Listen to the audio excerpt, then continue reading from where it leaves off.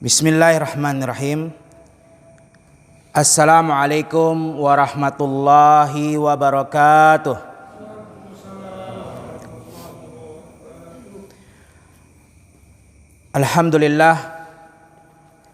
Alhamdulillahi rabbil alamin. Wa bihi nasta'inu ala umurid dunya waddin. Wassalatu wassalamu ala rasulina wa habibina Muhammad ibni Abdullah wa ala alihi wa ashabihi wa man walah, amma ba'd.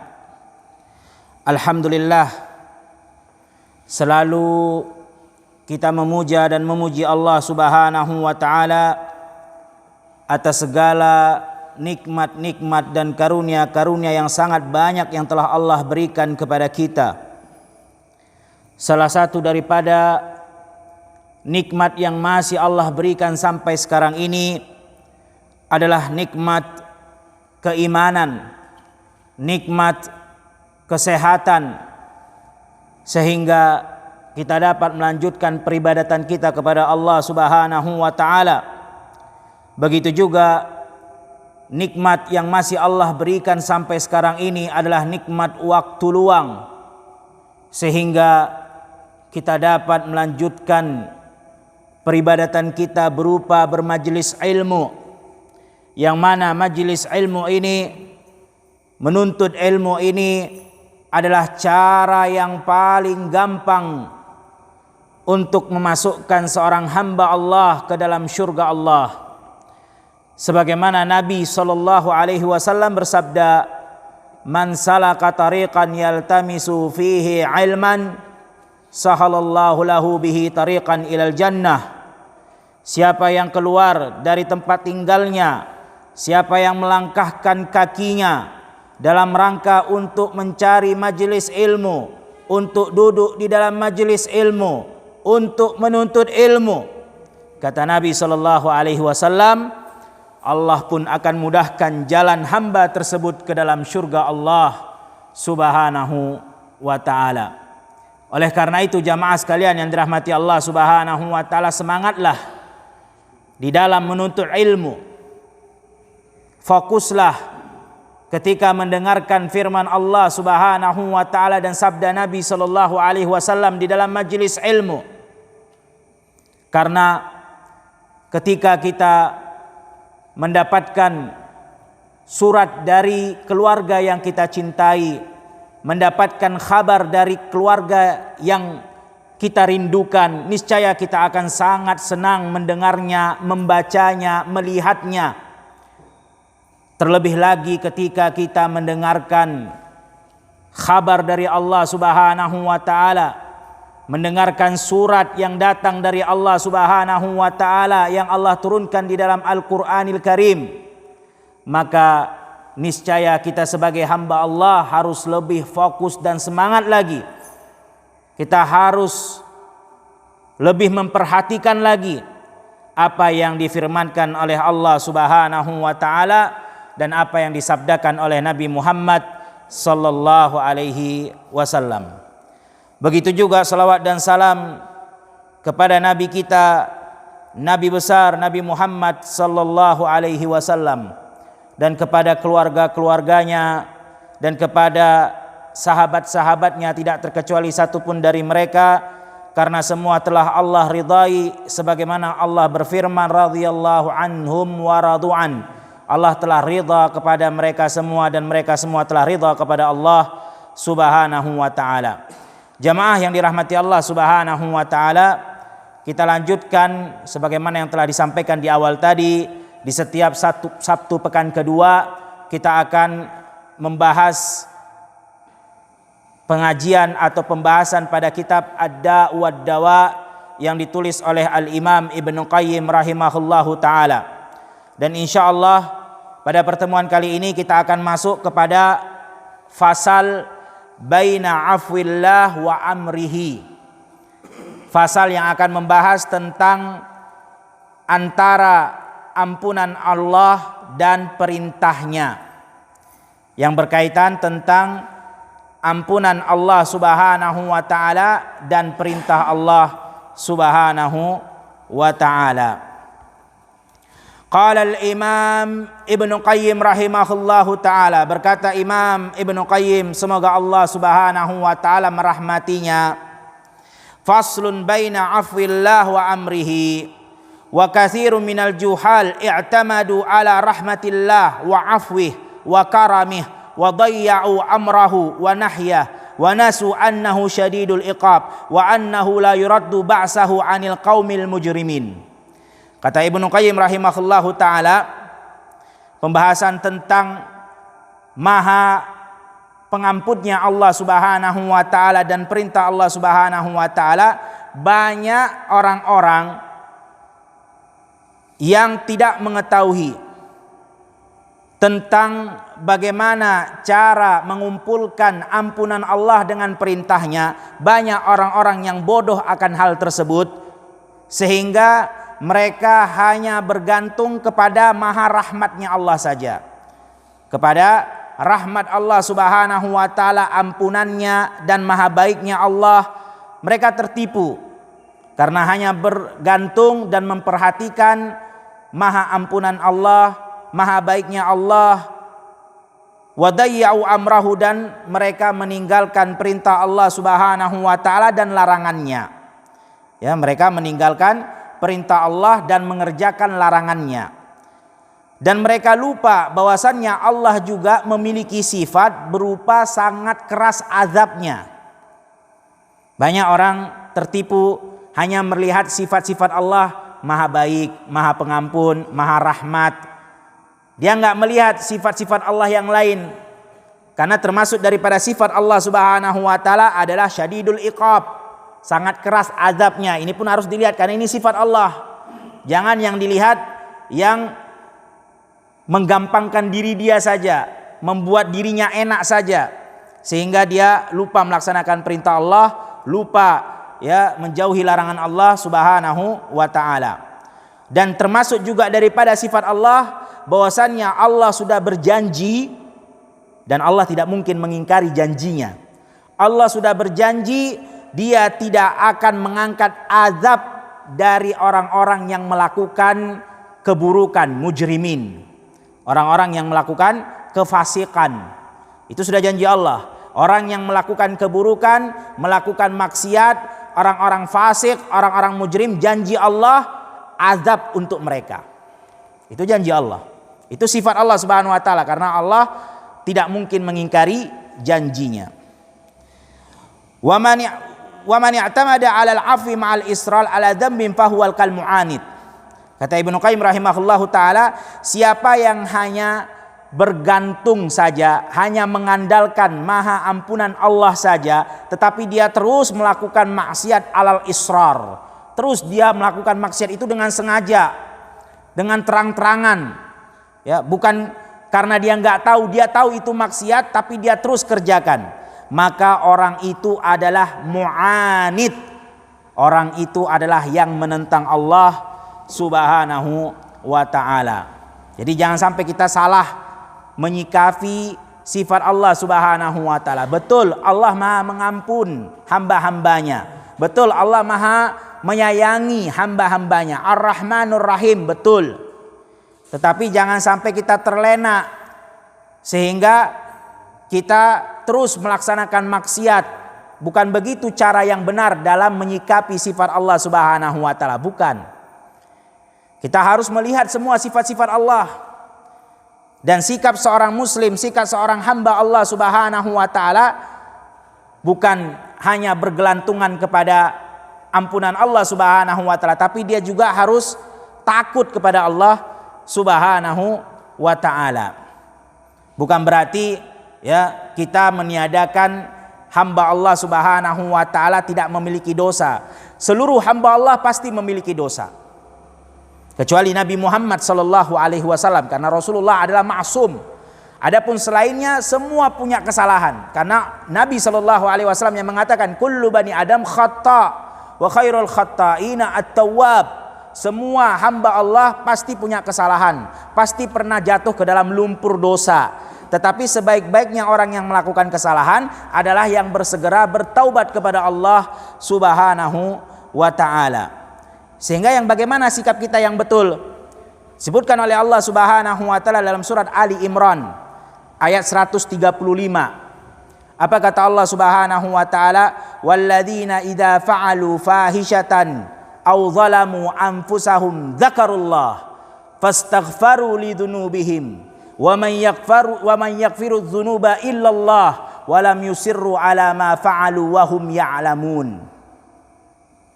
Ini yang betul sikap seorang muslim, sikap seorang hamba Allah ketika dia melakukan dosa maksiat, fa'alu fahishatan aw zalamu anfusahum. Karena semua manusia pasti pernah melakukan dosa. Tapi dzakarullah, langsung dia mengingat Allah Subhanahu wa ta'ala, fastaghfaru lidzunubihim, dan segera mereka minta ampunan kepada Allah Subhanahu wa ta'ala. Wa may yaghfirudz dzunuba illallah, dan dia yakin tidak ada yang bisa mengampuni dosa kecuali Allah Subhanahu wa ta'ala. Walam yusirru, dan tidak kembali, enggak terang-terangan, enggak gampang-gampangan melakukan maksiat itu lagi. Wahum ya'lamun, sedangkan mereka mengetahui kalau itu adalah maksiat. Nah, ini yang betul jamaah. Bukan hanya berharap, ya Allah ampuni dosaku, ya Allah rahmati aku, ya Allah berikan aku ya kemudahan untuk masuk ke dalam surgamu, tapi maksiat jalan terus, nggak ada takut sama sekali. Cuman doa. Ini orang yang hanya bergantung kepada maha ampunan Allah, tapi dia tidak berikhtiar, dia tidak takut kepada Allah Subhanahu wa ta'ala. Itu sama saja seperti menantang Allah. Bukan meminta ampunan, itu sama aja menantang. Ya Allah, aku besok buat lagi maksiat. Engkau kan maha pengampun, pasti kau ampuni dosaku. Ini kan menantang namanya. Sudah tahu Allah Subhanahu wa ta'ala syadidul iqab, tapi dia terus saja melakukan maksiat tersebut. Qala Ma'ruf, dan berkata salah seorang ulama yang bernama Ma'ruf, raja'uka ri rahmati man la tuti'uhu minal khudlan wal humqa. Berkata Imam Al-Ma'ruf, harapanmu meminta sesuatu kepada orang, meminta ampunan, meminta rahmat kasih sayangnya, man la tuti'uhu, tapi engkau tidak mentaatinya, ya, malah kita melanggar perintahnya. Enggak usah jauh-jauh terhadap zat Allah Subhanahu wa ta'ala, antara manusia saja. Ada manusia yang kita berharap sesuatu darinya, kita pengen dia suka sama kita, tapi kerjaan kita melanggar perintah orang itu. Orang itu mengatakan A, kita bilang B. Orang itu suruh ke sana, kita malah ke arah yang lain. Nah, kira-kira itu perbuatan orang cerdas apa orang bodoh? Perbuatan orang bodoh lah. Gimana? Udah, kalau kita berharap sesuatu kepada dirinya, ini sesama manusia saja, maka sudah pastilah kita harus taati dia, harus buat senang dia, kan gitu. Harus penuhi apa yang dia suruh, harus berikan apa yang dia minta, kerjakan apa yang dia suruh. Kan begitu. Kalau kita punya bos, contohnya kita punya bos, ya atasan kita, ya apa yang bos kita suruh ya kita kerjakan. Karena kita berharap sesuatu dari dia, berupa apa? Digaji, berupa biar naik pangkat, biar naik jabatan, kan gitu. Itu sesama manusia saja. Nah, ini kata Imam Al-Ma'ruf, gimana caranya engkau mengharapkan rahmat dari Allah Subhanahu wa ta'ala, mengharapkan ampunan dari Allah Subhanahu wa ta'ala, tapi engkau tidak mematuhinya, maka itu adalah minal khuzlan wal humqa. Itu adalah perbuatan yang menghina Allah dan perbuatan orang yang paling goblok. Jadi humqa itu di bawah bodoh. Kalau bodoh itu masih agak ringan, ini udah di bawahnya bodoh, tolol lah, goblok. Perbuatan orang yang betul-betul bodoh, bukan perbuatan orang cerdas. Tapi seperti apa orang-orang yang cerdas yang berhak mendapatkan rahmat Allah Subhanahu wa ta'ala? Sebagaimana disebutkan oleh Allah Subhanahu wa ta'ala dalam surah Al-Baqarah ayat 218. Apa kata Allah Subhanahu wa ta'ala? Innal ladzina amanu wal ladzina hajaru wa jahadu fi sabilillah ulaika yarjuna rahmatullah. Ini baru ciri-ciri orang yang betul mengharapkan rahmat Allah. Pertama, mereka alladzina amanu, mereka beriman kepada Allah Subhanahu wa ta'ala. Walladzina hajaru, mereka berhijrah. Hijrah ini gimana? Dari Mekah ke Madinah? Bukan. Maksudnya mereka berhijrah sebagaimana yang didefinisikan oleh para ulama, al-muhajir man hajara an ma nahallahu anhu. Seorang muhajir itu adalah orang yang senantiasa berhijrah. Hijrah kan artinya berpindah dari apa-apa yang Allah haramkan atas dirinya. Dia nggak mau lama-lama di tempat keharaman Allah. Itu baru namanya orang yang berhijrah. Setelah melakukan keimanan, berhijrah, lalu apalagi? Wajahadu, berjihad. Apa maksudnya? Apakah kita membunuh orang-orang kafir dengan pedang? Bukan. Karena jihad di sini maknanya umum. Yang didefinisikan oleh para ulama, jihad itu al-mujahid man jahada nafsahu fi ta'atillah. Al-mujahid itu man jahada nafsahu fi ta'atillah. Mujahid adalah orang yang senantiasa memerangi hawa nafsunya, dirinya, untuk selalu berada di dalam ketaatan Allah Subhanahu wa ta'ala. Itu baru namanya mujahid. Dia paksa hawa nafsunya, dia paksa dirinya untuk selalu berada di dalam ketaatan Allah, nggak mau keluar dari ketaatan Allah Subhanahu wa ta'ala.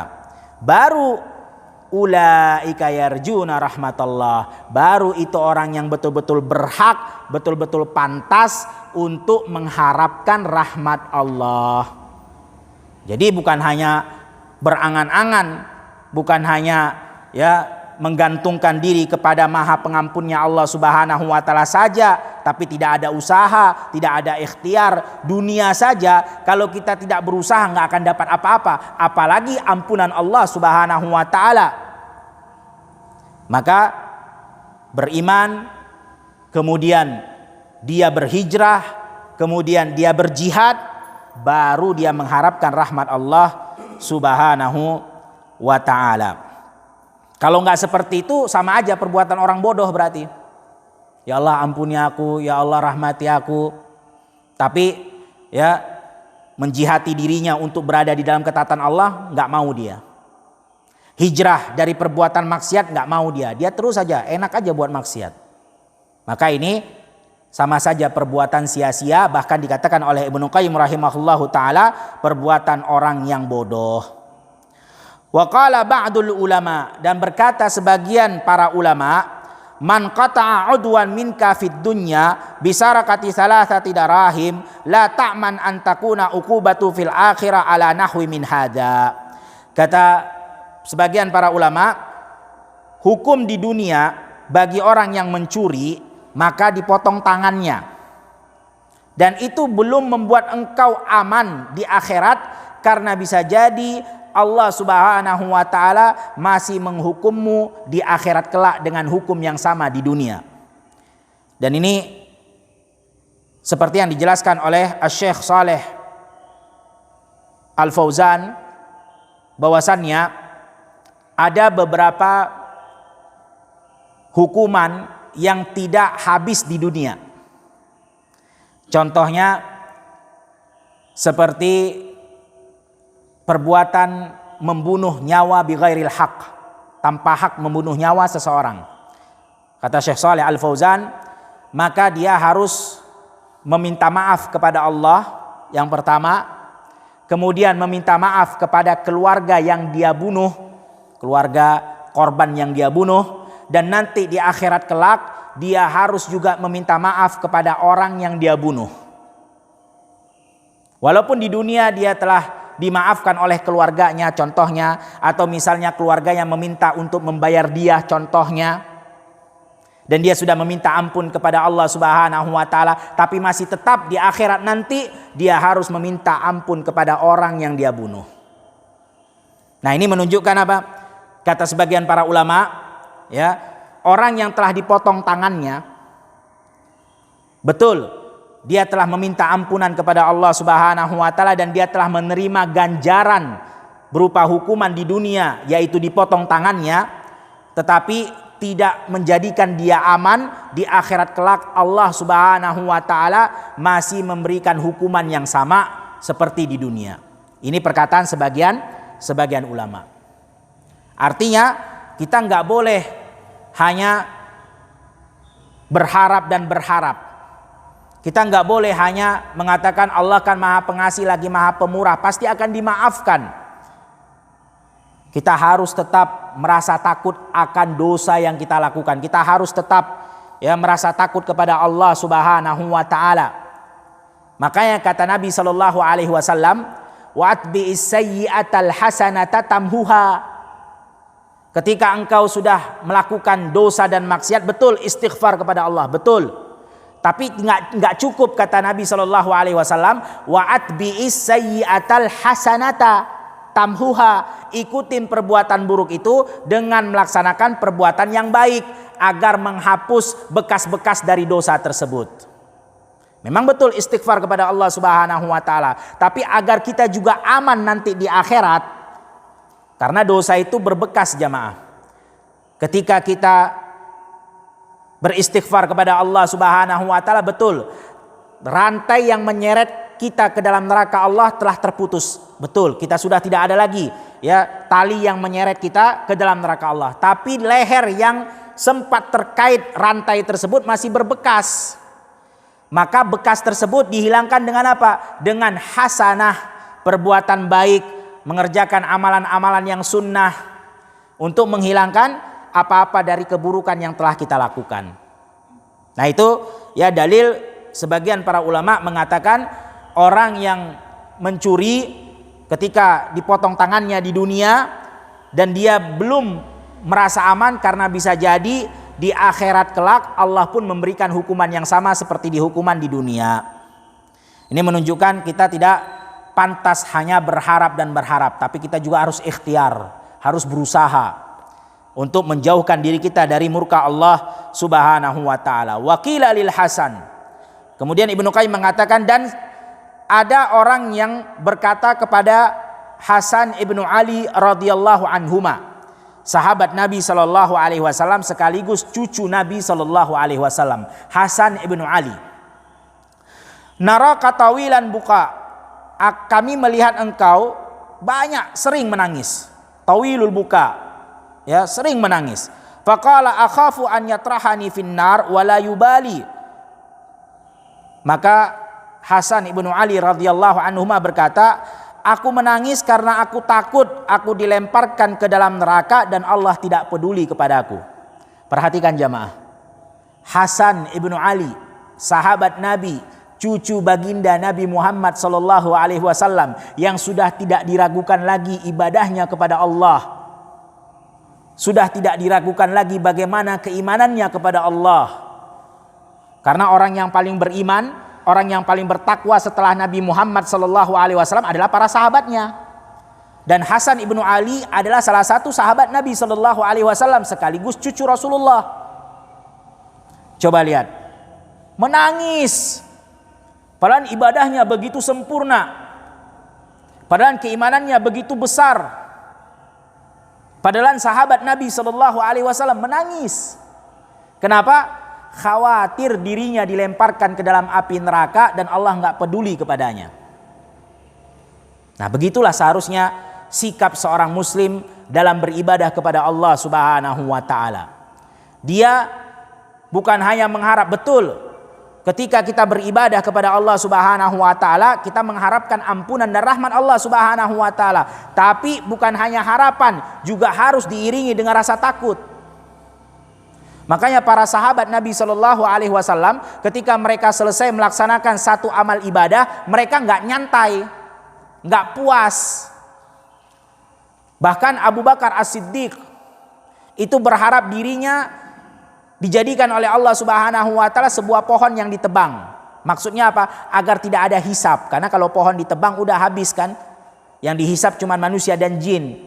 Sedangkan binatang dan tumbuh-tumbuhan tidak ada hisabnya. Padahal kita tahu Abu Bakar As-Siddiq adalah sahabat yang paling mulia. Sahabat yang paling mulia adalah Abu Bakar As-Siddiq. Abu Bakar As-Siddiq adalah orang yang paling dicintai oleh Nabi Shallallahu alaihi wasallam. Keimanan yang paling besar setelah Rasulullah Shallallahu alaihi wasallam adalah Abu Bakar As-Siddiq. Tapi begitu ketakutannya, dan dia berharap agar dijadikan oleh Allah Subhanahu wa taala pohon yang ditebang agar tidak dihisap oleh Allah Subhanahu wa taala. Begitu juga Umar Ibnul Khattab. Sahabat Nabi SAW yang kita dengar bagaimana tegasnya beliau, bagaimana beliau keras dalam menghadapi kebatilan. Tapi setiap mendengar Al-Quranil Karim tentang azab Allah Subhanahu wa ta'ala di neraka, nangis Umar ibnul Khattab. Disebutkan sampai-sampai besoknya Umar ibnul Khattab tidak bisa keluar rumah karena sakit, karena saking lamanya nangis. Semalaman nangis kalau mendengarkan ayat Al-Quran tentang azab Allah Subhanahu wa ta'ala, sampai jatuh sakit gara-gara sering nangis. Sampai disebutkan Umar ibnul Khattab sampai ada 2 garis hitam di kedua pipinya. Kenapa? Karena seringnya menangis. Air mata yang begitu deras keluar dari matanya sehingga berbekas warna hitam di kedua pipinya. Ini Umar ibnul Khattab. Padahal kita tahu ibadahnya mereka semua adalah ibadah yang paling sempurna setelah Nabi SAW. Dan gak diragukan lagi para sahabat radhiyallahu anhum wa radu'an. Allah yang rekomendasikan, ridha Allah untuk mereka dan mereka ridha untuk Allah Subhanahu wa ta'ala. Sudah dijamin surga untuk mereka. Tapi betapa takutnya mereka, dan itu setelah beribadah jemaah, bukan ketika melakukan maksiat, bukan. Setelah beribadah pasti mereka ketakutan. Karena mereka takut jangan-jangan ibadah ini tidak sempurna. Mereka mengharapkan surga, tapi mereka juga takut jangan-jangan ibadah ini tidak sempurna. Makanya mereka fastabiqul khairat, mereka bersegera untuk melakukan kebaikan. Makanya ciri-cirinya para sahabat Nabi SAW sebagaimana disebutkan dalam surat Al-Anbiya ayat 90. Innahum yusari'una fil khairat wa yad'unana raghaban wa rahaba.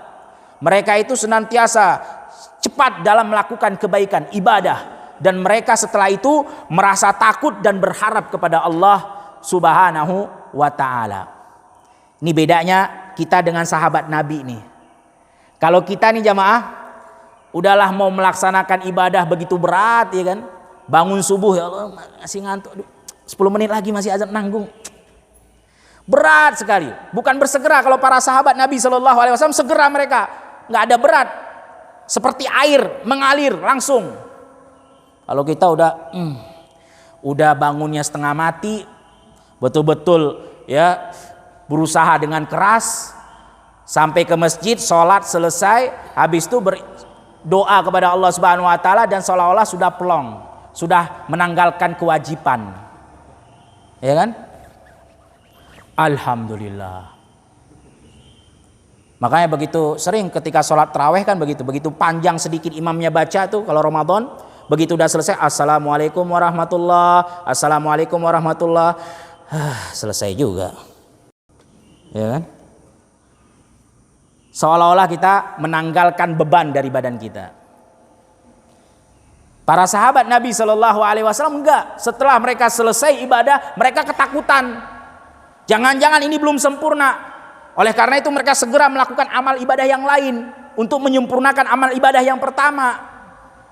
Ketakutan mereka bukan nyantai, ya Allah, aku udah sholat, ampuni aku ya Allah. Makanya sebagian para ulama mengatakan orang-orang yang hanya melakukan amal ibadah yang wajib tapi meremehkan yang sunnah, itu tidak secara langsung dia telah jatuh kepada penyakit ujub. Ujub itu apa? Bangga diri. Seolah-olah udah dia pasti selamat dengan kewajiban yang dia lakukan. Seolah-olah dia sudah paling sempurna melakukan kewajiban itu. Sehingga dia katakan, udah gak usah lagi sunnah mah. Sunnah kan artinya apa katanya? Dikerjakan berpahala, ditinggalkan tak mengapa. Nggak mengapa. Ini ujub ini orang seperti ini. Yang meremehkan perkara sunnah, hanya mengerjakan yang wajib-wajib saja. Dia ujub. Ujub artinya bangga dengan dirinya. Terlalu pede ini orang. Pede banget. Para sahabat Nabi SAW aja nggak kepedean. Padahal mereka udah pasti masuk surga. Tapi mereka nggak cukup dengan kewajiban. Bahkan setelah mengerjakan kewajiban mereka menambahkan rasa takut pada diri mereka sehingga mereka yusari'una fil khairat, segera melakukan kebaikan-kebaikan yang lain.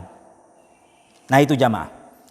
Jangan kita hanya mengandalkan maha pengasihnya Allah, maha penyayangnya Allah Subhanahu wa ta'ala, tapi kita tertipu dan lalai akan perintah Allah Subhanahu wa ta'ala. Makanya kata Nabi sallallahu alaihi wasallam, "Lau ta'lamuna ma a'lam, la dhahiktum qalila wa la bakaitum katsira." Kalau kalian tahu, betul-betul tahu apa yang aku ketahui, kata Rasulullah sallallahu alaihi wasallam, maka niscaya kalian akan banyak menangis dan sedikit tertawa.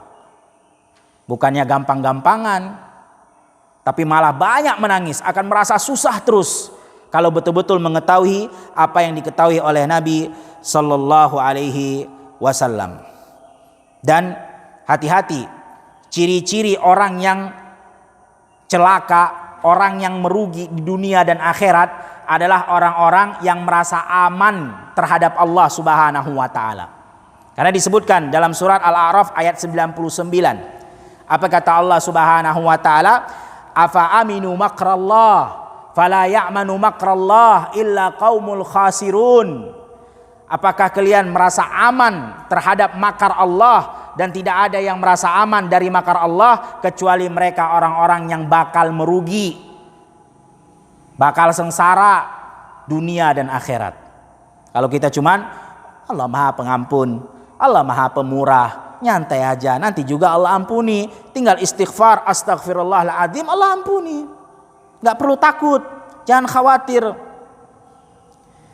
Maka kata Hasan ibnu Ali radhiyallahu anhuma, wa kana yaqulu inna qauman alhathumul amani al-maghfirah hatta kharaju minad dunya bighairi taubah.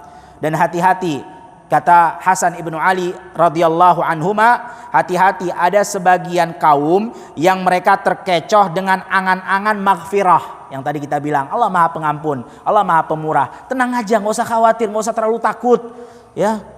Yang penting nanti di akhir, sebelum kita wafat, ucapkan la ilaha illallah, minta ampun kepada Allah, astagfirullah, pergi ke Ka'bah, tawaf, minta ampunan, Allah ampuni. Nah, hati-hati, kata Hasan ibnu Ali radhiyallahu anhuma, ada sebagian kaum yang tertipu kelantaran angan-angan mereka terhadap Maha Pengampunnya Allah, sehingga mereka keluar dari dunia. Artinya mereka wafat dalam keadaan lupa untuk bertaubat. Karena tadi itu angan-angan, ya, angin surga aja yang dikasih, gampang, tenang. Akhirnya ketika ajal menjemput, lupa dia bertaubat kepada Allah Subhanahu wa taala. Yaqulu ahaduhum, dan sebagian mereka, kaum-kaum yang tertipu tadi, mengatakan la anni ahsanadz-dzanna bi rabbi, atau li anni ahsanadz-dzanna bi rabbi. Kenapa aku merasa aman, merasa tenang, ya, tidak khawatir, tidak takut? Karena aku berbaik sangka kepada Allah Subhanahu wa taala. Dan dia berdalih, nah, ini hati-hati jamaah. Orang-orang tersesat itu bukan karena tidak menghafal dalil, bukan tidak tahu dalil, tapi mereka menggunakan dalil itu sesuai dengan akalnya. Kata dia apa? Ya kami tenanglah, ngapain khawatir? Kan kita berbaik sangka kepada Allah Subhanahu wa taala. Dan Nabi sallallahu alaihi wasallam sudah bersabda, ana inda dhanni abdi bih falyadhunnu abdi ma syaa in dhanna khairan falahu. Kata Nabi sallallahu alaihi wasallam, aku tergantung kepada prasangka hambaku, maka berprasangkalah hambaku terhadapku sesukanya. Kalau dia berprasangka baik, untuknya kebaikan. Selama kita berprasangka baik kepada Allah, kita dapat kebaikan, dapat surga. Tenang aja, nggak usah takut. Maksiat nggak apa-apa. Apa kata Ibnu Qayyim rahimahullahu taala? Kata Ibnu Qayyim, wa kadzaba, dia adalah orang yang berdusta. Ini pendusta ini. Lau ahsanadz-dzan la ahsanal amal. Kalau seandainya betul-betul dia menggunakan dalil hadis Nabi sallallahu alaihi wasallam tadi berupa berbaik sangka kepada Allah, pasti dia akan perbaiki juga amal perbuatannya. Kalau memang betul-betul dia memahami hadis itu dengan pemahaman yang benar, pasti dia akan memperbaiki amal perbuatannya. Kenapa? Karena sesungguhnya amal perbuatan itu adalah cerminan dari dalam hati. Kalau memang hatinya baik, pasti perbuatannya baik lah. Masa ada, wah saya nggak mau melakukan maksiat itu, tapi badannya ngelakuin itu. Kan ini sama aja pendusta. Di dalam hati dia bilang saya nggak mau melakukan itu, tapi tangan dan kakinya melakukan hal itu. Makanya kata para ulama, perbuatan badan ini, anggota tubuh ini, itu cerminan apa yang dalam hati. Kalau hatinya betul-betul baik, maka perbuatan tangan dan kakinya pasti baik. Kalau hatinya itu jelek, niatnya udah jahat, pasti akan ditampakkan di perbuatan tangan dan kakinya. Kalau memang betul-betul mengharapkan ampunan dari Allah Subhanahu wa taala, ya kerjakan amalan. Beribadah kepada Allah Subhanahu wa taala, lakukan apa yang Allah perintahkan dengan anggota tubuhmu. Nah itu. Maka kalau hanya mengatakan berbaik sangka tapi amalan tidak mengikuti apa yang dikatakan dalam hatinya, maka dia adalah seorang yang berdusta. Kemudian wasala rajulun Hasan, bertanya seseorang kepada Imam Hasan Al-Basri, faqala ya Aba Sa'id kaifa nasna'u bi mujalasati aqwamun yukhawwifunana hatta takada qulubuna tatir. Kata pemuda ini bertanya kepada Imam Hasan Al-Basri, wahai Aba Sa'id, bagaimana pendapatmu tentang orang-orang yang bermajelis yang membuat hati kita takut seolah-olah mau terbang? Apa pendapatmu tentang majelis ilmu yang menceritakan tentang ketakutan kepada Allah dan orang menjadi takut seolah-olah hatinya itu mau lepas saking takutnya? Faqala wallahi la an tashaba aqwaman yukhawwifunaka hatta tudrika amnan khairun laka min an tashaba aqwaman yu'minunaka hatta talhaqakal makhawif. Kata Imam Hasan Al-Basri, engkau melazimkan dirimu bermajelis dengan kaum-kaum yang senantiasa memberikan rasa takut kepadamu lebih baik. Lebih baik, kata Imam Hasan Al-Basri. Kenapa? Karena dengan itu engkau akan mendapatkan keamanan di dunia dan akhirat. Dan apabila engkau melazimkan dirimu dengan majelis-majelis, dengan kaum-kaum yang memberikan rasa aman kepadamu, angin surga, tenang aja, Allah Maha Pengampun, nanti aja, masih muda ini, nanti ketika umur 40 tahun setelah pensiun baru kita sering-sering ke masjid. Jangan sering-sering ke masjid, nanti dibilang orang sok alim, dibilang nanti ria. Nah, pokoknya angin-angin surga aja yang gampang-gampang. Jangan, kata Imam Hasan Al-Basri. Kenapa? Dikhawatirkan engkau akan mendapatkan rasa takut di akhirat kelak. Betul jamaah. Seseorang yang merasa dirinya takut, selalu ditakut-takutin terhadap azab Allah Subhanahu wa taala, pasti dia akan mawas diri dan dia nggak akan sembarangan melakukan hal-hal yang dilarang oleh Allah Subhanahu wa taala karena dia takut, wah bahaya ini. Kalau saya melakukan ini, resikonya seperti ini. Kalau saya berdosa, maka akan mendapatkan azab. Senantiasa diingatkan tentang bagaimana Allah Subhanahu wa taala mengadab orang-orang yang berdosa. Bagaimana siksaan Allah Subhanahu wa taala sangat pedih. Bagaimana api neraka sangat panas. Ditakutin seperti itu terus sehingga dia akan mawas diri, dia akan jaga dirinya untuk selalu berada di dalam ketaatan Allah Subhanahu wa taala, dan setelah itu dia akan mendapatkan keamanan di akhirat.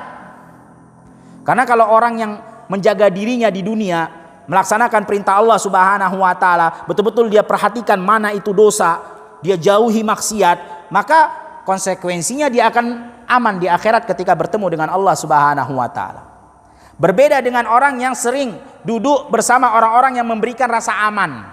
Tenang aja, nanti masih muda, umur masih panjang, dunia masih lama, kan gitu. Nah, kalau dia sering mendengarkan hal-hal seperti itu sehingga lalai dia di dunia ini. Wah, nggak apa-apa berarti. Maksiat ini nggak apa-apa, yang penting jangan sering-sering melakukan maksiat. Nggak apa-apa ya, sekali-sekali nggak sholat, yang penting jangan tiap hari. Allah kan maha mengetahui lah, Allah maha pemurah. Agama ini kan mudah, nggak apa-apa lah, nyantai aja.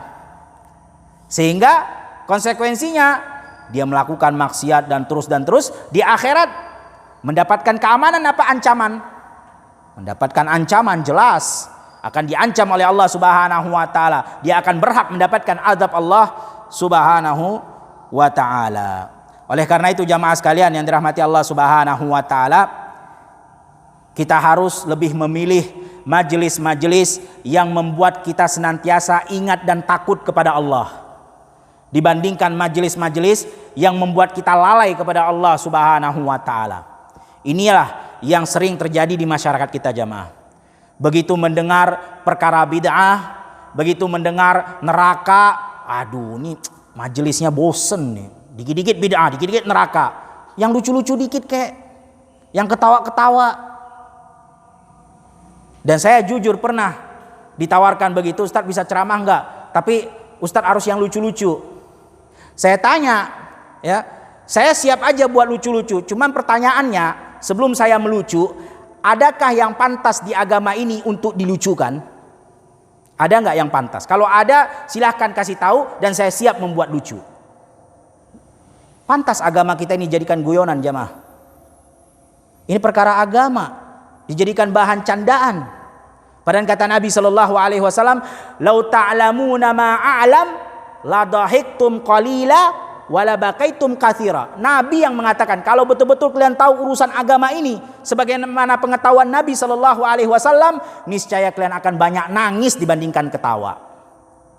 Banyak nangis kalau betul-betul tahu tentang urusan agama ini, bagaimana nanti menghadap Allah Subhanahu wa taala. Jangankan ketawa, nangis yang ada, kata Rasulullah SAW. Jadi jamaah, jangan alergi kalau mendengarkan tentang neraka, tentang bid'ah yang dilarang oleh Nabi SAW. Justru kita harus senang karena kita diingatkan tentang hal-hal yang bisa menjerumuskan kita ke dalam api neraka, sehingga kita berhati-hati. Kita betul-betul siaga, waspada, nggak bergampang-gampangan, karena urusan agama ini nggak bisa coba-coba, jamaah. Kalau urusan dunia silakan bereksperimen, apapun silahkanlah. Mau buat kue model yang belum pernah dibuat oleh manusia manapun, silahkan buat. Buat rasa yang belum pernah ada dirasa oleh manusia manapun, silahkan buat. Tapi kalau udah urusan agama, udah. Kita harus selalu waspada, harus selalu teliti. Lihat, ada dalilnya enggak? Ada dalil, kerjakan. Tak ada, maka jangan kerjakan. Begitu harus sikap kita dalam beribadah, dalam beragama. Karena semua telah ditentukan oleh Allah dan Rasulnya. Kalau masalah dunia silahkan bereksperimen, gak apa-apa. Buat secanggih-canggihnya yang kita bisa. Tapi urusan agama, Allah Subhanahu wa taala telah menetapkannya. Begitu juga Rasulullah SAW telah mengajarkan bagaimana cara kita beribadah di dalam agama ini. Wa qasabata fi sahihain, dan dalilnya mana? Nah, Ibnu Qayyim rahimahullahu taala mendatangkan dalil. Dalil tentang apa? Tentang bahwasannya kita tidak boleh hanya berharap, tapi kita juga harus selalu merasa takut dan khawatir. Jangan hanya berharap, bergantung saja dengan rahmat Allah, tapi tidak berikhtiar, tidak berusaha. Dalilnya mana? Disebutkan. Wa qad tsabata fi sahihain, dan telah datang di dalam sahihain, Sahih Bukhari dan Muslim. Min hadis Usama ibnu Zaid, dari hadis sahabat Usama ibnu Zaid berkata, sami'tu, aku mendengar Nabi SAW yaqul, yuja'u birajulin. Dan ini hadis ini membuat kita merinding, jemaah. Saya setiap ngebaca ini betul-betul kita merasa khawatir. Jangan-jangan kita termasuk di dalam hadis ini. Yuja'u birajulin yaumal qiyamah. Didatangkan seorang pemuda di hari kiamat, fayulqa finnar, dan dilempar ke dalam api neraka, fantadaliqu au fatandaliqu aktabu batnihi fayaduru finnari kama yadurul himar birraha fayatufu bihi ahlun nar fayaqulu ya fulan ma asabaka alam takun ta'muruna bil ma'ruf wa tanhana 'anil munkar fayaqulu kuntu amurukum bil ma'ruf wa la atih wa anhaakum 'anil munkar wa atih. Wa iyadzu billah. Kita berlindung kepada Allah Subhanahu wa taala agar kita tidak termasuk di dalam hadis yang disebutkan oleh Nabi sallallahu alaihi wasallam. Didatangkan nanti di hari kiamat seorang pemuda dan dilemparkan, dicampakkan ke dalam api neraka, dan pada saat itu seluruh usus yang ada dalam perutnya keluar. Dan dia mengelilingi neraka sebagaimana seekor keledai mengelilingi tempat penggilingan gandum. Jadi kalau dulu di Arab dan sebagian di Jawa masih ada ya alat tradisional menggali menumbuk gandum yang dia bentuknya seperti roda batu. Nah, itu diikatkan kepada sapi. Kalau di Jawa pakai sapi karena nggak ada keledai. Nah, sapi itu muter aja. Jadi di tengah-tengah itu ada gandumnya, ada yang mau dijadikan tepung. Nah, digiling pakai gitu, alat tradisional. Kalau sekarang kan semua udah pakai mesin. Kalau dulu nggak, pakai sapi. Ya, diputar gitu. Jadi batunya itu pun juga ikut muter, ikut giling. Nah, kalau di Arab pakai keledai. Nah, pemuda tadi ususnya keluar, berhamburan keluar, dan dia mengelilingi neraka sebagaimana seekor keledai mengelilingi tempat penggilingan gandum. Dan orang-orang penduduk neraka pun ikut berkeliling bersama pemuda tadi. Dan mereka berkata, "Wahai fulan, apa yang menimpamu? Bukankah dulu engkau di dunia senantiasa memerintahkan kami kepada kebaikan dan melarang kami kepada kemungkaran?" Maka kata pemuda tadi, "Betul, aku dulu di dunia memerintahkan kalian kepada kebaikan, tapi aku tidak mengerjakan kebaikan itu, dan aku larang kalian akan kemungkaran, dan aku kerjakan kemungkaran itu." Wa iyadzubillah. Ini kira-kira orang yang mengajak kepada ma'ruf dan melarang kepada kemungkaran ustadz atau bukan tuh? Nah, ya. Ini hadis yang membuat kita takut jamaah. Ini bukan orang bodoh, ini orang pintar. Karena mengajak orang kepada kebaikan pasti tahu ilmu. Melarang orang dalam kemungkaran pasti tahu ilmu, hafal dalil. Tapi coba lihat, mendapatkan azab yang begitu sangat menghinakan dirinya. Ususnya berhamburan dan dia keliling seperti keledai mengelilingi neraka. Dan dilihat oleh seluruh penduduk neraka. Dan penduduk neraka kenal, dia ini dulu orang yang sering ceramah, sering ngajak kepada kebenaran, sering mengucapkan dalil. Tapi jatuh ke dalam azab. Kenapa? Karena dia suruh orang melakukan kebaikan tapi dia nggak lakukan, dia larang orang melakukan kemungkaran tapi dia lakukan. Wa iyadzubillah. Kita berlindung kepada Allah Subhanahu wa taala dari perbuatan tersebut. Dan ini sesuai sebagaimana Allah Subhanahu wa taala berfirman dalam surah Al-Baqarah ayat 44. Apa kata Allah Subhanahu wa taala? "Ata'murunan nasa bil birri wa tansawna anfusakum wa antum tatlunal kitab? Afala taqilun?" Apakah kalian memerintahkan manusia untuk melakukan kebaikan sedangkan kalian tidak melakukan kebaikan tersebut dan kalian paham akan Al-Quran dan dalil yang kalian hafal? Afala taqilun, apakah kalian tidak berfikir? Kabura maktan indallah an taqulu ma la taf'alun. Kata Allah Subhanahu wa taala, sangat besar dosanya di sisi Allah kalian mengatakan sesuatu yang tidak kalian kerjakan. Kita suruh orang berbuat baik tapi kita tidak melakukan kebaikan tersebut. Nah, ini yang membuat kita khawatir jamaah. Jangan kepedean, wah saya mah udah tahu ilmu, saya mah udah hafal dalil, saya mah udah ngaji lama, udah 20 tahun. Nggak ada jaminan. Nggak ada jaminan. Hanya para sahabat Nabi SAW yang telah dijamin oleh Allah Subhanahu wa taala. Sisanya nggak ada jaminan. Maka selalu merasa khawatir, takut, selalu merasa waspada, selalu merasa kurang. Ini yang saya lakukan belum ada apa-apanya, sehingga kita melakukan amalan ibadah yang lain dan yang lain. Jangan merasa puas, karena tidak ada jaminan. Kemudian dalil yang kedua, wa dzakara Imam Ahmad, diriwayatkan oleh Imam Ahmad dalam musnadnya dari hadis sahabat Abi Rafi', qala marra Rasulullah sallallahu alaihi wasallam bil Baqi'. Nabi sallallahu alaihi wasallam itu pernah lewat di perkuburan Baqi'. Dan perkuburan Baqi' ini adalah perkuburan yang sangat spesial jamaah. Baqi' Gharqad. Kata Nabi sallallahu alaihi wasallam, Allahumma ighfir li ahlil Baqi'. Ya Allah, ampunilah kepada orang-orang yang dimakamkan ke Baqi'.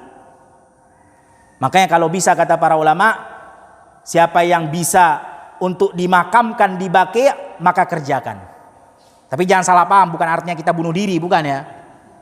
Kalau dia bisa menjaga dirinya, kan dia tahu bahwasannya umur umat Nabi Muhammad ini berapa sih? Kata Rasulullah sallallahu alaihi wasallam, a'maru ummati ma baina sittin ila sab'in. Umur umatku ini adalah 60 sampai 70. Nah kan Nabi sallallahu alaihi wasallam sudah memberitahu. Nah, kita siap-siap diri. Kalau bisa, seandainya Allah mudahkan, di hari tua saya pengen hidup sampai menemukan ajal di Madinah. Nah, itu maksudnya. Bukan berarti kita datang ke Madinah bunuh diri, tusuk itu, bukan. Ya. Kenapa? Karena Allah Subhanahu wa taala mengabulkan doa Nabi Muhammad memberikan ampunan kepada siapa saja yang dimakamkan di Baqi'. Ya, karena udah jelas. Yang pertama, siapa yang wafat di Madinah pasti akan disolatkan di Masjid Nabawi. Dan kita tahu Masjid Nabawi berapa ribu orang. Dan kita tahu hadis Nabi Shallallahu Alaihi Wasallam, siapa yang disolatkan oleh 40 orang yang bertauhid, dan ini hadisnya sahih, maka Allah berikan ampunan kepadanya. Dan kita tahu di Masjid Nabawi, walaupun ya enggak semuanya solatnya benar, tapi kita yakin pasti lebih banyak yang benar daripada yang salah. Walaupun nggak semuanya sholatnya benar, nggak semuanya tauhidnya benar, tapi kita yakin dari ribuan orang di Masjid Nabawi pasti yang lebih banyak, yang mendominan adalah orang yang bertauhid dan sholatnya benar. Walaupun sekian-sekian persen yang nggak benar. Dan lebih daripada 40 jutaan bahkan di Masjid Nabawi ketika orang sholat di Masjid Nabawi, Masjid Rasulullah Sallallahu Alaihi Wasallam. Nah, kalau bisa usahakan diri kita untuk bisa dikuburkan di Baqi', ya. Apa kata Nabi Sallallahu Alaihi Wasallam? Uffin laka, celaka kamu. Fadzanantu annahu yuridunani. Jadi ketika Rasulullah Sallallahu Alaihi Wasallam lewat di kuburan Baqi', bertemu dengan Abu Rafi', sahabat Nabi Sallallahu Alaihi Wasallam, dan Rasulullah ketika itu mengatakan uffin laka, celaka kamu. Nah, Abu Rafi' mengira ucapan itu kepadanya, wah kok aku celaka kan gitu. Jadi berpapasan. Ketika Rasulullah lewat di kuburan Baqi', Abu Rafi' juga ada di kuburan Baqi', berpapasan, dan pada saat itu Rasulullah mengatakan celaka kamu. Dan Abu Rafi' mengira itu dirinya, padahal bukan dirinya. Kata Rasulullah Sallallahu Alaihi Wasallam, la walakin hadal qabr, bukan untuk kamu wahai Abu Rafi', tapi untuk kuburan ini. Ya, ba'astuhu sa'yan ala ali fulan, faghalla namiratan, faduri al-an mislaha minnar. Kata Rasulullah Sallallahu Alaihi Wasallam, aku pernah mengutus kuburan ini dulu semasa hidupnya. Pernah aku utus untuk mengambil uang zakat terhadap keluarga si fulan, tapi dia berbuat curang. Dia korupsi, dia mencuri beberapa kain daripada harta zakat tersebut. Jadi ya, harta zakat kan seharusnya diserahkan semuanya kepada Nabi Sallallahu Alaihi Wasallam. Kemudian nanti Nabi Sallallahu Alaihi Wasallam menyerahkannya kepada orang-orang yang berhak menerima zakat. Tapi ini enggak. Ada beberapa kain dia selundupkan, dia sembunyikan, dia curi, dia simpan. Maka kata Nabi Sallallahu Alaihi Wasallam, sekarang dia sedang diadab dengan dipakaikan kain itu di tubuhnya. Jadi dia sekarang sedang diadab oleh Allah Subhanahu wa taala. Allah pakaikan kain yang dia curi di dunia itu, Allah pakaikan terhadapnya yang terbuat dari api neraka. Ini siapa? Sahabat Nabi Sallallahu Alaihi Wasallam. Tapi ingat jamaah, kita udah bilang tidak ada yang lepas dari kesalahan kecuali Nabi Sallallahu Alaihi Wasallam. Cuman bedanya kesalahan para sahabat dengan kesalahan kita apa? Kesalahan para sahabat Nabi Sallallahu Alaihi Wasallam telah diampuni oleh Allah Subhanahu Wa Taala, dan Rasulullah meminta ampunan kepada mereka, jaminan ampunan. Jadi walaupun mereka melakukan kesalahan, karena ada beberapa kejadian yang di situ para sahabat Nabi Sallallahu Alaihi Wasallam salah, cuman pada saat itu juga dibenarkan kesalahan mereka, dan Rasulullah Sallallahu Alaihi Wasallam meminta ampunan atas dosa mereka. Beda dengan kita. Kita ketika melakukan kesalahan, siapa yang jamin ampunan untuk kita? Siapa yang doakan agar kita diampuni? Nggak ada. Jarak kita dengan Nabi Shallallahu Alaihi Wasallam sudah jauh, dan kita sudah tidak ketemu dengan Rasulullah Shallallahu Alaihi Wasallam. Itu perbedaannya. Jadi jangan sampai salah paham juga. Kemudian kita menghina sahabat Nabi Shallallahu Alaihi Wasallam. Jangan. Karena seluruh sahabat Nabi Shallallahu Alaihi Wasallam itu semuanya udul, semuanya sempurna. Kenapa? Walaupun mereka salah, mereka telah diampuni, dan Rasulullah Shallallahu Alaihi Wasallam meminta ampunan terhadap mereka. Dan doa Nabi Shallallahu Alaihi Wasallam pasti didengarkan oleh Allah. Ya, itu bedanya. Memang mereka punya kesalahan, semua punya kesalahan. Tapi kalau dibanding dengan kesalahan kita, tidak ada bandingannya. Wa fi musnadihi, begitu juga. Nah, coba perhatikan jamaah. Ini sahabat Rasulullah masih mendapatkan ancaman dari Allah Subhanahu wa taala. Dan para sahabat-sahabat Nabi sering ditegur oleh Allah Subhanahu wa taala. Kata Allah Subhanahu wa taala, "Walamma ya'tikum masalul ladzina khalau min qablikum massathumul ba'sa wad-dharra wa zulzilu hatta yaqula ar-rasul wal ladzina amanu mata nasrullah ala inna nasrullahi qarib." Ketika para sahabat Nabi sallallahu alaihi wasallam hijrah ke Madinah, kemudian Allah Subhanahu wa taala menegur mereka. Apakah kalian mengira kalian telah beriman, telah sempurna iman kalian? Belum, kata Allah Subhanahu wa taala. Sampai kapan? Sampai datang ujian sebagaimana ujian orang-orang yang terdahulu. Mereka diguncangkan dunia ini, mereka diberikan rasa kelaparan, mereka ditindas. Jadi enggak gampang, kata Allah Subhanahu wa taala. Para sahabat Nabi pun ditegur oleh Allah Subhanahu wa taala.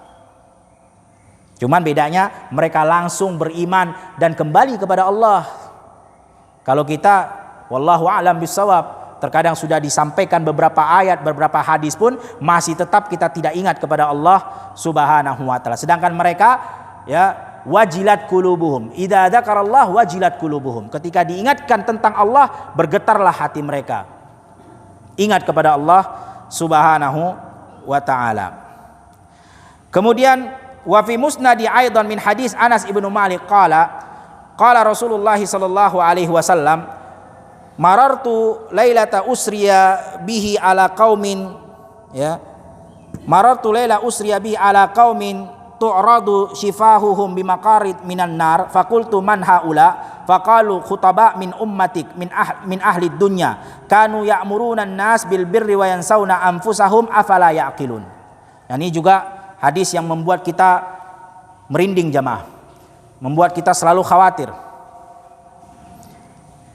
Kata Rasulullah sallallahu alaihi wasallam dari sahabat Anas ibnu Malik, Rasulullah sallallahu alaihi wasallam bersabda, aku melewat atau di malam usriya, di malam ketika Nabi sallallahu alaihi wasallam diisrakan, aku melewati satu kaum yang mereka menggunting bibirnya dengan gunting yang terbuat dari api neraka. Jadi bibir mereka digunting dengan gunting yang terbuat dari api neraka. Kemudian Nabi sallallahu alaihi wasallam mengatakan, man haula, siapa mereka? Maka malaikat Jibril waktu itu mengatakan, khutaba min ummatik, mereka adalah orang-orang yang berkhutbah dari umatmu di dunia dan mereka senantiasa memerintahkan kepada kebaikan dan mereka lupa untuk melakukan kebaikan tersebut. Afala taqilun, apakah mereka tidak berfikir? Ini sama seperti hadis yang di awal tadi. Khutaba, orang-orang yang senang berkhutbah, senang berceramah, berpidato, mengajak manusia kepada kebaikan, tapi mereka tidak melakukan kebaikan tersebut. Nah, ini azabnya. Ini orang beriman bukan? Jelas orang beriman. Bahkan bukan hanya beriman, berilmu. Tapi masih bisa mendapatkan ancaman dari Allah Subhanahu wa taala. Apalagi orang yang enggak berilmu. Apalagi orang yang tidak melakukan amalan soleh. Ini dia sudah melakukan amalan berupa menyeru manusia kepada kebaikan, tapi tetap mendapatkan ancaman azab Allah Subhanahu wa taala. Ini yang membuat kita harus selalu takut kepada Allah, harus kita selalu waspada, harus kita betul-betul khauf dan roja kepada Allah Subhanahu wa taala. Jangan hanya kita berharap tapi kita tidak berikhtiar, kita tidak takut, itu adalah cara ibadah yang salah. Maka selalulah kita berdoa, berharap dan selalu takut, merasa khawatir, sehingga kita betul-betul waspada, sehingga kita tidak gampang untuk puas, sehingga kita selalu mengerjakan amal ibadah yang selanjutnya dan selanjutnya. Terus kita berusaha untuk melengkapi ibadah tersebut. Tidak gampang kita merasa puas akan ibadah tersebut. Itulah daripada khauf dan roja yang harus kita ketahui, yang harus kita pahami dalam memahami bagaimana perintah Allah dan bagaimana maha mengampunnya Allah Subhanahu wa ta'ala. Mungkin itu yang bisa kita sampaikan pada pertemuan kali ini. Dan insya Allah di pertemuan yang akan datang kita masih akan membaca beberapa dalil dari hadis tentang bahwasannya beribadah kepada Allah harus diiringi dengan rasa takut dan harapan. Dan jangan hanya harapan tapi tidak takut. Dan dalil-dalil yang akan dibaca nanti semuanya mendominan, menunjukkan bahwasannya kita harus lebih kedepankan rasa takut kepada Allah Subhanahu wa taala, kemudian barulah kita berharap kepada Allah Subhanahu wa taala tentang adab-adab kubur. Hadis-hadis yang akan datang yaitu membahas tentang hadis bagaimana Allah Subhanahu wa taala mengadab orang-orang yang melakukan maksiat di alam kubur, bagaimana Allah Subhanahu wa taala ya memberikan kenikmatan kepada mereka orang-orang yang taat. Itulah hadis-hadis yang insyaallah akan kita baca di pertemuan yang akan datang. Wallahu a'lam bishawab. Tidak ada. Kalau tidak ada yang ditanyakan, maka kita cukupkan sampai di sini dengan membaca doa kafaratul majlis. Subhanakallahumma wa bihamdika asyhadu an la ilaha illa anta astaghfiruka wa atubu ilaik. Assalamualaikum warahmatullahi wabarakatuh.